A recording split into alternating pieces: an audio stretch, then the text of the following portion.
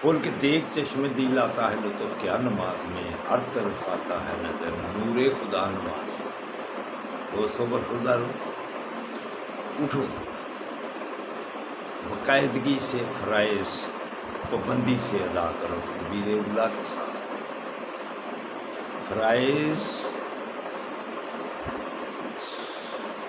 نماز باقاعدگی سے جو پڑھتا ہے، فرائض کو ادا کرتا ہے، انشاءاللہ تعالی پھر وہ سنتوں اور نوافل کی طرف بھی دھیان کرے۔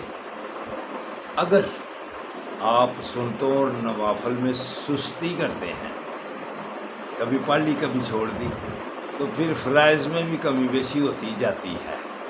اس لیے یہ چھوڑو بات کو، سنتوں نوافل کو بھی پابندی سے۔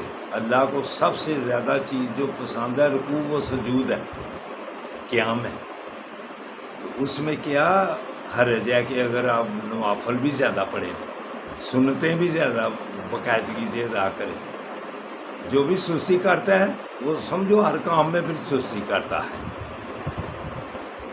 اللہ کو سب سے زیادہ سجدے والی عادت پسند ہے، تو سنتوں میں بھی تو سجدے ہوتے ہیں، نوافل میں بھی سجدے ہوتے ہیں۔ تو نماز کے بعد یا فتح اللہ کا ذکر کیا کرو۔ جو اللہ کا ذکر باقاعدگی سے کرتا ہے، فتح کا جب ورد کرے گا، انشاءاللہ تعالی اس کا دل کا زنگ دور ہوگا، دل روشن ہوگا۔